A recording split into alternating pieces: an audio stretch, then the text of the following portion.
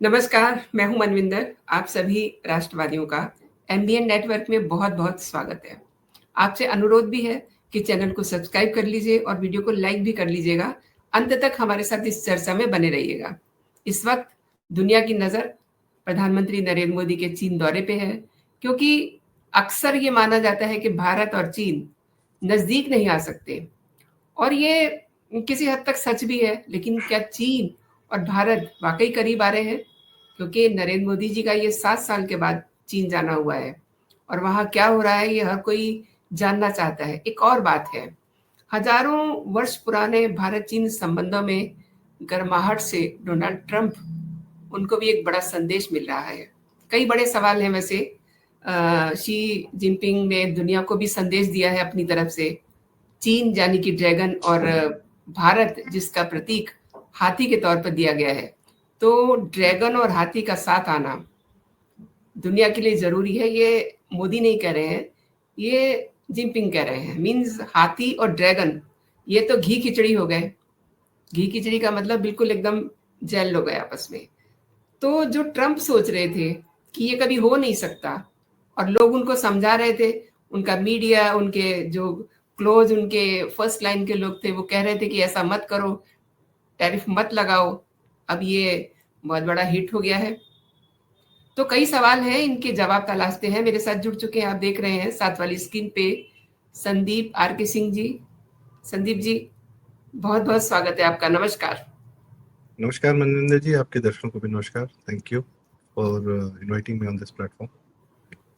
संदीप जी, सब चीजें आप देख रहे हैं, क्या चीन और भारत वाकई करीब आ रहे हैं? और चीन पर भरोसा करके क्या हम ठीक कर रहे हैं?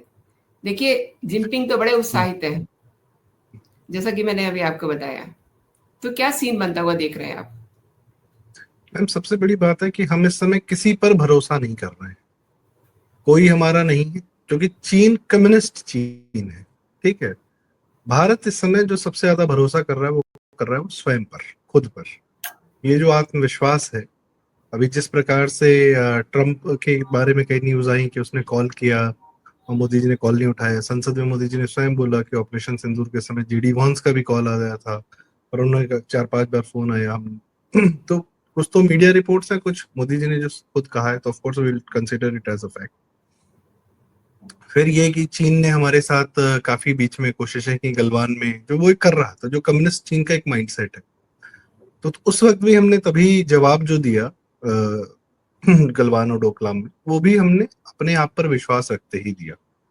और अब जब ये मीट हो रही है, तो इसके मतलब आप सोचिए, जब पहले जो मुलाकात हुई थी, लोग 7 साल पहले से कंपेयर कर रहे हैं, भारत की स्थिति जो पहले थी 7 साल पहले और आज में बहुत फर्क आ चुका है।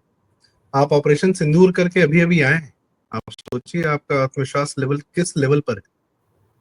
ऑपरेशन सिंदूर के साथ में क्या आया आपके पास, कि आपने जो अपने ऊपर एक फ्रंट जो था पाकिस्तान नाम का, उसको इस हद तक मटिया मेट कर दिया कि उसकी फिलहाल इस समय अगले 2-3 साल तक हिम्मत नहीं है कि आपके पास आपके वो डिस्टर्ब कर सके, क्योंकि जो न्यूक्लियर ब्लफ था, जो न्यूक्लियर आर्सेनल्स थे उसके, वो एक्चुअली उसको डिस्टर्ब कर दिया। डिस्टर्ब क्या, डिस्ट्रॉय ही ऑलमोस्ट कर दिया गया। तो आप जब उसको डिस्ट्रॉय करके आते हैं, तो सडनली वर्ल्ड का जो वेपन्स का मैन्युफैक्चरिंग का पूरा सिस्टम होता है, वो आपके पास सडनली डिमांड आने लगती है, क्योंकि आपका एयर डिफेंस भी बहुत स्ट्रांग था। आपने सिर्फ बाहर जाके डिस्ट्रॉय नहीं किया, आपने अपना नुकसान भी नहीं होने दिया। तो अब आप तुरंत से जो है वेपन्स मैन्युफैक्चरिंग में आपके पास जब डिमांड आएगी, तो आपके सडनली मैन्युफैक्चरिंग कैपेबिलिटी आपको बढ़ानी पड़ेगी। तो आप यहाँ पर फैक्ट्रीज तो लगा सकते हैं, पर फैक्ट्रियों को लगाने के लिए भी फैक्ट्रीज होती हैं। बहुत सारी मशीन्स बनती हैं, हैवी मशीन्स बनती हैं। वो एक्सपर्टीज अचानक से आपके पास 10 साल में नहीं आती है। तो ऑफ कोर्स वहां पे आपके चाइना के साथ ट्रेड है। चाइना का एग्जिस्टिंग जो मैकेनिज्म है, चाइना पे भी जो ट्रम्प टैरिफ लगा रहा है, चाइना को भी तो नए मार्केट देखने हैं ना, क्योंकि अभी भी वो पूर्ण रूप से एक्सपोर्ट ओरिएंटेड इकोनॉमी चाइना। वहां पर वो सिंगल चाइल्ड करके जो उन्होंने अपने परिवारों के साथ तबाही मचाई है, तो जाहिर सी बात है कि एक डी एजिंग पॉपुलेशन, एक ही परिवार के एक ही बच्चे पर जो है उसकी पत्नी के भी माता पिता का और अपने भी माता पिता का और अपने भी बच्चों का, तो एक ही इंसान पर 6-6, 8-8 लोगों को पालने की जिम्मेदारी है, just because of this one child policy. और ये वो बहुत सीवियरली क्राइसिस फेस कर रहा है। तो इकोनॉमी में सर्ज कैसे लाया जाए। तो ऑफ कोर्स अगर भारत अगर कुछ अपनी, और इस बार जो होता है ना नेगोशिएशन जो होती है, भारत अब वो नेगोशिएशंस पॉइंट ऑफ स्ट्रेंथ से कर रहा है। पहले भी ये वीकनेस मानी जाती थी। आप सोचिए जिनपिंग आज जब मोदी जी को देखते हैं तो वो यह देखते हैं कि मोदी जी ने बहुत बड़ा एहसान चाइना पे भी कर दिया है। जो यूएस में जो पाकिस्तान के एयर बेसेस निपटाए हैं, उन एयर बेसेस का इस्तेमाल, जैसा मैंने पहले भी कहा, कि वो चाइना को भी कंट्रोल में करने के लिए किया जाता था। तो अमेरिका का एक जो तलवार इस पूरे एरिया पर लटकी हुई थी, उसको हटाकर मोदी जी वहां गए। तो आप सोचिए कि कितना बड़ा काम। तो इसीलिए चाइना भी थोड़ा और कोजी अप होता है। ठीक है, केस टू केस बेसिस पे बात होगी। आप, और भारत का यह आग्रह बहुत पहले से रहा है कि आप हमारे बॉर्डर डिस्प्यूट सेटल करिए, और I will not be surprise कि बहुत जल्द जो है बहुत सारे बॉर्डर डिस्प्यूट्स सॉल्व हो जाएंगे। उसमें से शायद कुछ चीजें हमें पसंद आए, कुछ ना आए, पर वो स्ट्रैटेजिकली ही हो किए जाएंगे।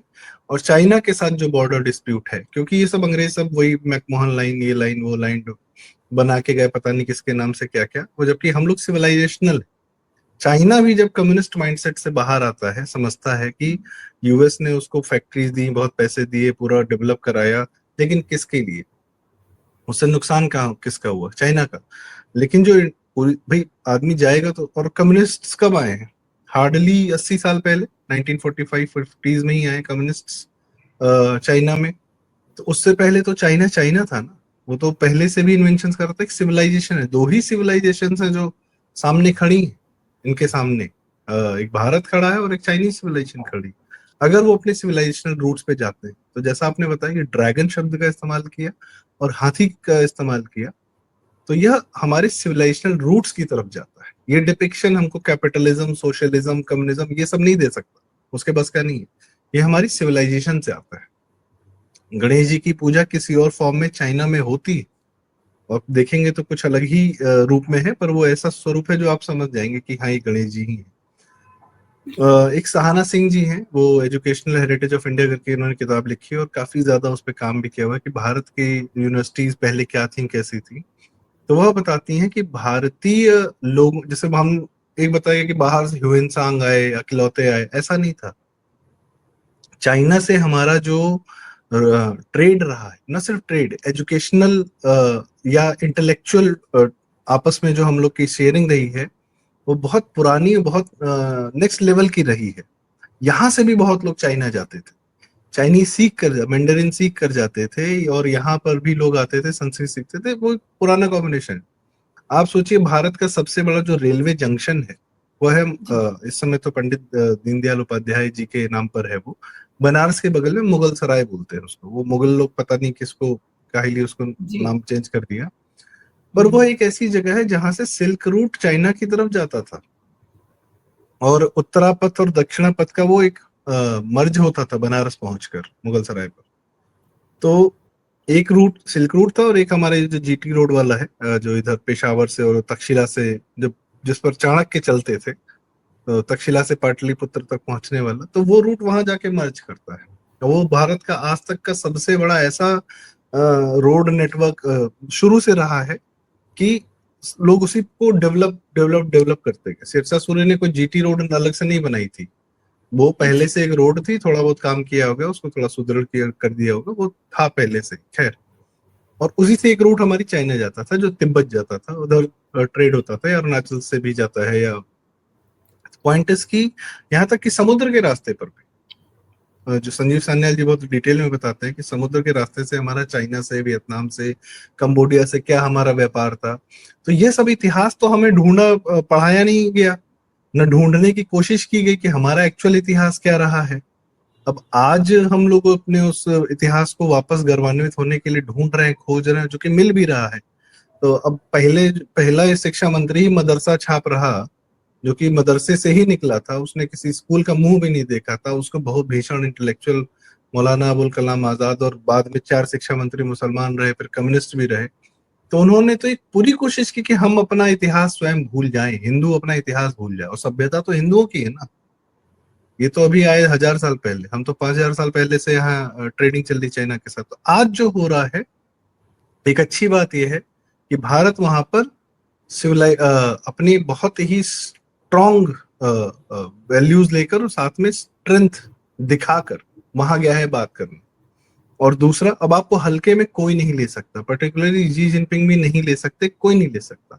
आप चाइना जाने से एक दिन पहले जापान भी जाते हैं, और जापान में जाकर जो आप अपना जो जॉइंट स्टेटमेंट देते हैं, भारत जापान के साथ जो जॉइंट स्टेटमेंट देता है, it's a subtle warning to China कि भाई साहब डिस्प्यूट जो है, बॉर्डर डिस्प्यूट बंद करो।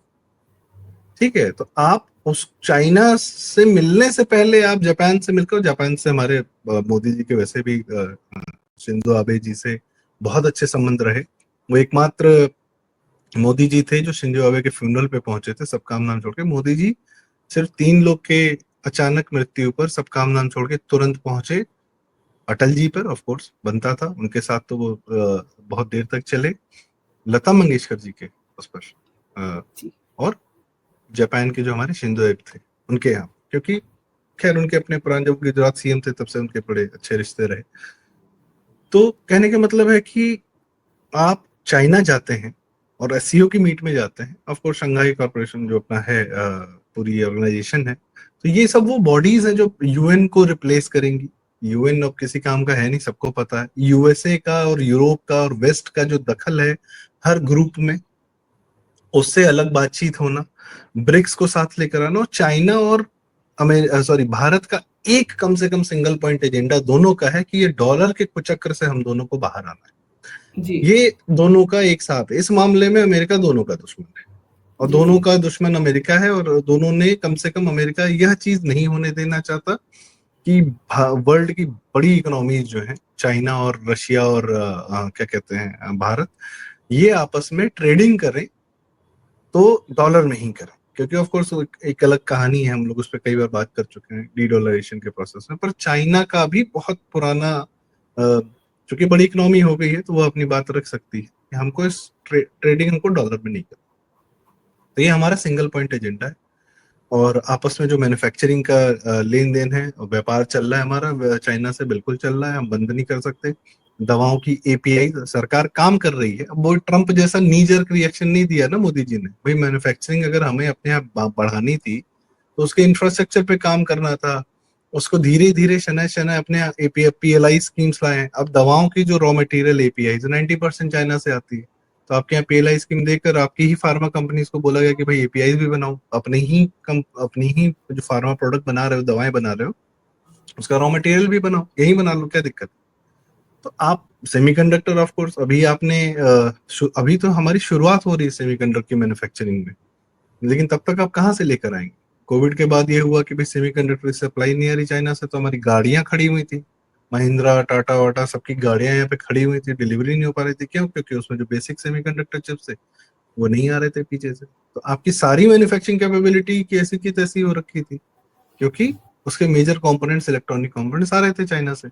तो आदमी यही देखता है कि आज मैं फिलहाल क्या, मैं किस स्थिति में हूँ, सही स्थिति में हूँ, गड़बड़ स्थिति। भारत ने मिलिट्री वाइज अपनी स्थिति बहुत मजबूत कर ली है।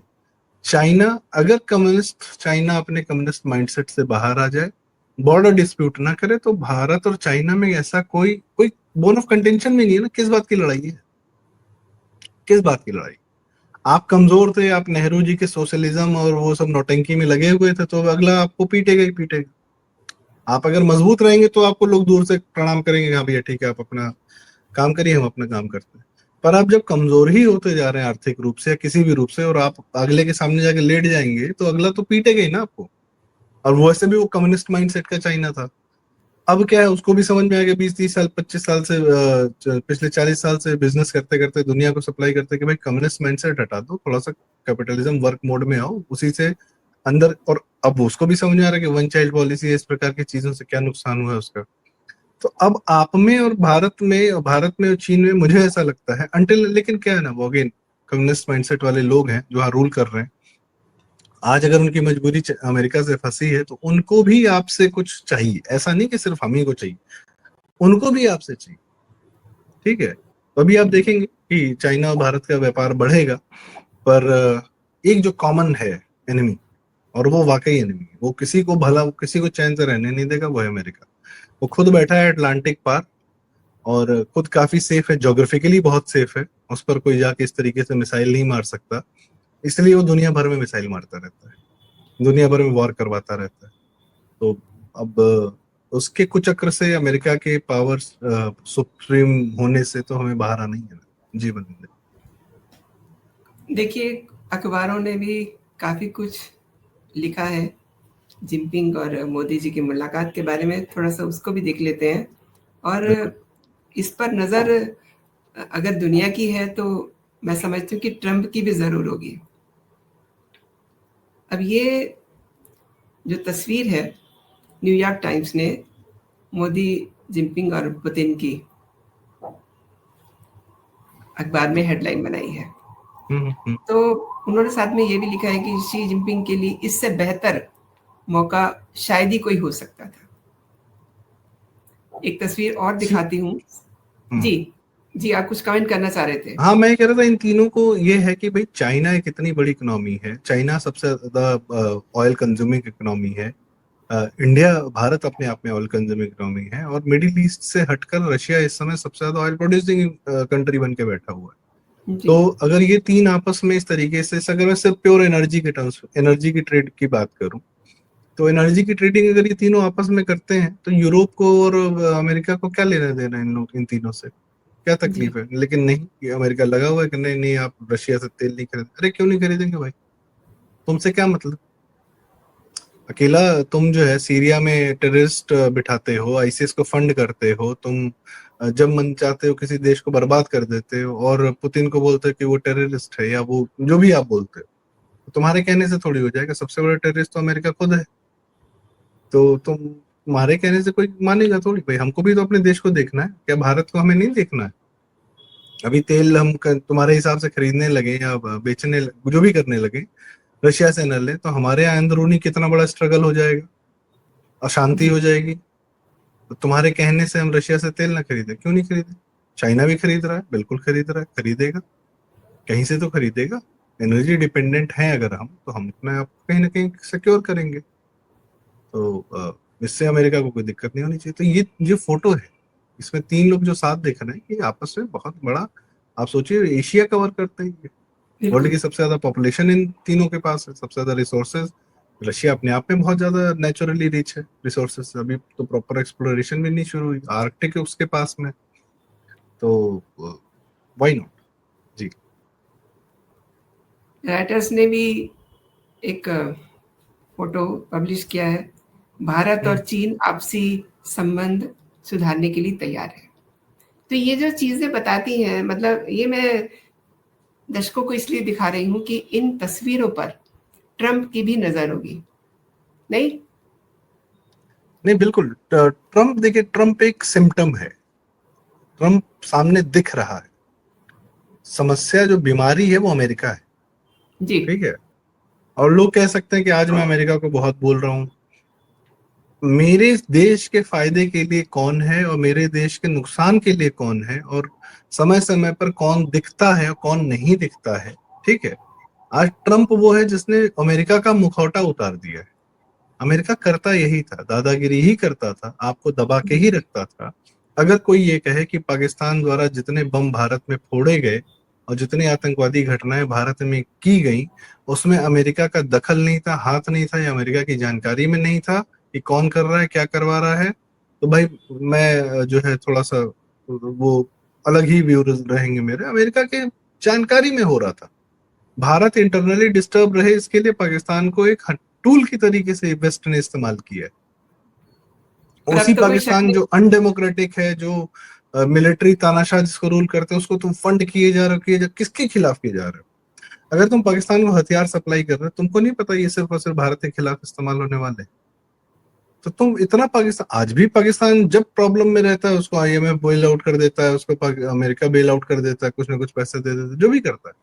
सो पाकिस्तान की existence is only because Pakistan पैदा अंग्रेजों, ठीक यहाँ के तो इंटरनली मुसलमानों ने तो किया ही किया, पर उसको सैंक्टिटी, उसको एंटिटी, उसको एक बढ़िया इकोनॉमी, उसको सब कुछ बना के रखने का, बचाए रखने का काम किसने किया? ब्रिटेन, ब्रिटेन ने किया ना। वो लकीरें ब्रिटिश लोगों ने खींची ना। तो वो ब्रिटिश पावर और अमेरिकन पावर तो एक ही है। वो ब्रिटेन से शिफ्ट होकर अमेरिका चला गया, तो अमेरिका पाकिस्तान को गोदी, सबसे ज्यादा लॉबिस्ट इस समय अमेरिका में पाकिस्तानी बैठे हुए हैं। भारत के उतने लॉबिस्ट नहीं जितने पाकिस्तानी बैठे हुए, तो आपके तो पाकिस्तानियों से बहुत अच्छे इंटरेक्शन। पॉइंट इज कि भारत को डिस्टर्ब करते रहने में आपका इंटरेस्ट था, अमेरिका का इंटरेस्ट था। एक बेसिक एग्जांपल है कि भाई भारत में बम फटेगा तो यहाँ पढ़ने लिखने आईटी वाले बच्चे फिर क्या करेंगे? व्यापार तो कर नहीं पाएंगे क्योंकि यहाँ शांति है। तो वो कहाँ जाएंगे? वो अमेरिका की नौकरी करेंगे, तो वहां जाके सीईओ बन जाएंगे, उनकी कंपनी चलाएंगे, नौकरी करेंगे, ओनरशिप नहीं, नौकरी। तो इसमें भाई दुनिया के भारतीय ब्रेन का इस्तेमाल अमेरिका ने कैसे नहीं किया अपने लिए? पर शुरू से किया। उसने ब्लैक्स के स्लेव बना के अपना पूरा कंट्री बना। तो वापस आते हैं चीन इस पे, तो राइटर्स और न्यूयॉर्क टाइम्स ये लोग यही कर रहे हैं जो ये करते आए हैं। इनको जी जी। दुनिया पर सुप्रीमेसी अपनी बनाकर रखनी है। ये जो ट्रम्प की बात आपने की कि नजर रख रहा होगा, बिल्कुल रख रहा होगा, पर मैटर ये है कि करेगा क्या इसका? अगर मैं एक ऑब्वियस। बात बताइए, मैं छोटी सी बात, भारत चाइना आज के समय में आसपास है, एकदम अगल बगल है, पड़ोसी है। आपस में ये क्या व्यापार कर रहे हैं, क्या ट्रेड कर रहे हैं, क्या बात कर रहे हैं? इससे अमेरिका जो उतना दूर बैठा है, तुमको क्या मतलब है? तुमको क्या दिक्कत है? जिम्बाब्वे आपस में किसके साथ, आपस में किस देश के साथ क्या करता है, वो भारत को मतलब है क्या? कंबोडिया, वियतनाम, सिंगापुर आपस में क्या करते हैं, क्या नहीं करते हैं, भारत को मतलब है कि भारत बोलता है कि तुम लोग को ऐसे करो वैसे मत करो? सऊदी अरब और यूनाइटेड अरब इमरात जो है, सऊदी अरेबिया, ये आपस में क्या करते हैं, कैसे ट्रेडिंग करते हैं? दो पड़ोसी हैं, इससे भारत को मतलब है क्या? इटली, फ्रांस, जर्मनी आपस में क्या ट्रेडिंग करते हैं, ईयू में क्या करते हैं, क्या नहीं करते हैं, इससे हमको मतलब है? हम बोलने जाते हैं तो भाई तुमको क्या मतलब है? तुम भी मत बोलो हमें, हमें अपना काम करने दो। हमारे पास दुनिया की सबसे ज्यादा पॉपुलेशन पड़ी हुई है संभालने के लिए। तुम्हारी तरह तो है नहीं कि दूसरे के देश पे जाके कब्जा करके रेड इंडियंस को मार मार के खत्म करके पूरे कॉन्टिनेंट पे कब्जा कर लें। तुम्हारी जैसी आदत भी नहीं है हमारी भाई। तो हम यहाँ हैं, हम अपनी पॉपुलेशन संभाल रहे हैं, और मेरे ख्याल से वर्ल्ड की कुछ नहीं तो 30% पॉपुलेशन भारत और चाइना के पास में। तो इतनी बड़ी ताकतें हैं अगर, और इतनी बड़ी जिम्मेदारी है भाई, इस पॉपुलेशन, इस दोनों देशों के नेतृत्व की जिम्मेदारी है, कर्तव्य है इतनी बड़ी पॉपुलेशन को संभालना। तो आपस में कैसे करेंगे हम जानेंगे ना, तुम कौन हो बताने वाले? सो पॉइंट इज, नजर रखो ठीक है, लेकिन don't get in between. And I एक थिंक और दैट इज खबर आ व्हाट रही। मोदी जी शी जिनपिंग ये यही बता रहे हैं, यही मैसेज दे रहे हैं, सटली ये मैसेज दे रहे हैं कि भाई वी विल टॉक अमंग्स, ये हमारे अंदर इंटरनली एशिया की प्रॉब्लम, तुम रहने दो, तुम दूर हो जी। एक और जानकारी आ रही है। डोनाल्ड ट्रंप जो साल के अंत में भारत में क्वाड समिट होने वाला था, जिसमें होने वाला है, जिसमें जापान है, ऑस्ट्रेलिया है, भारत, अमेरिका, ये 4 देश। अब चीन को एक तरीके से थोड़ा-सा कंट्रोल रखने के लिए ये बना था ना, तो उसमें ट्रंप नहीं आएँगे। ये भी खबर जो है अमेरिका के मीडिया के हवाले से आ रही है। एक छोटी-सी टिप्पणी चाहूँगी शो को समाप्त करने से पहले। ट्रम्प कल क्या करेंगे किसी को पता है? 2 महीने बाद क्या जवाब देगा उसका कोई? ट्रम्प जी। परसों क्या करेंगे, कल क्या किया था, उलट पुलट करते रहेंगे तो 4 महीने बाद का, 6 महीने पहले ट्रम्प क्या कर रहे थे और अब क्या कर रहे हैं, उसमें तो जमीन आसमान का अंतर है। तो अभी 2-4 महीने बाद वो क्या करेंगे कौन जानता है? तो हो सकता है अमेरिकन डीप स्टेट ही उनको निपटा दे भाई। तो वो एक अलग कहानी, we don't know about future. अभी जो हो रहा है, आज जो हो रहा है, आज जो वो कर रहा है, और जियो पॉलिटिक्स में, हाँ वर्ल्ड में बदलाव जरूर है। और ये बदलाव ट्रम्प जैसे लोग वो अच्छे से जानते हैं कि कोई बहुत बड़ा बदलाव आने वाला है, जहां पर America is the greatest country on earth and super power this that, ये दम्भ ध्वस्त होने जा रहा है। और ये उनको चिंता का कारण।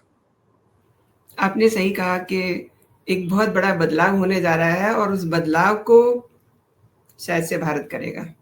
यही आप कहना चाह रहे हैं ना? भारत धुरी, आप भारत उस सारे बदलाव की, दुनिया में जितनी शक्तियां थी जो अमेरिका के चंगुल से बाहर निकलना चाहती थी, भारत से उनको अब ऊर्जा मिल रही है। और भारत के खड़े हो जाने से, क्योंकि ऑपरेशन सिंदूर के बाद आपने पाकिस्तान को नहीं निपटाया, आपने अमेरिका को निपटाया। बिल्कुल, तो कई और इतनी निपट बड़ी गए साथ ताकत में। के, हाँ जैसे कई फिल्मों में नहीं होता कि हीरो ने उठ के पहली बार विलेन को एक थप्पड़ धर दिया, तो बस, हीरो के पीछे पूरा मोहल्ला आ गया क्या यही हीरो है। बहुत सारी फिल्मों में आए, घातक में सनी देओल, या गुलाम में बिल्कुल, आमिर बिल्कुल। खान की मोहल्ले का एक गुंडा है, और उसके खिलाफ कोई उठ नहीं पा रहा है बेचारा, सारा मोहल्ला परेशान है, सारी बस्ती परेशान है, तो हीरो उठता है और कहता है मैं लड़ूंगा। तो पहला मुक्का मारने वाला भारत है, कायदे से। संदीप जी, आपने मेरे शो के लिए समय निकाला और मेरे दर्शकों को कई महत्वपूर्ण विषयों पे जानकारी दी। आपका बहुत-बहुत धन्यवाद और आशा करती हूँ बहुत कि बहुत धन्यवाद आप मनिंदर जी। भारत जो ऐसे कर ही रहा आते है, रहेंगे। जी, जी, नहीं बिल्कुल आते रहेंगे मैम। और भारत पर चर्चा बात करने में मुझे बड़ा अच्छा लगता है कि जो अच्छा हो रहा है उसको बिल्कुल, खुद तो एहसास अच्छा हो ही रहा है, और आप लोग बिल्कुल। के इस माध्यम से, आपके माध्यम से और सबके साथ साझा करने का मौका मिलता है, ये हमारा भी सौभाग्य है। जी, थैंक्स अ लॉट। जय हिंद, जय भारत। जय हिंद, जय भारत।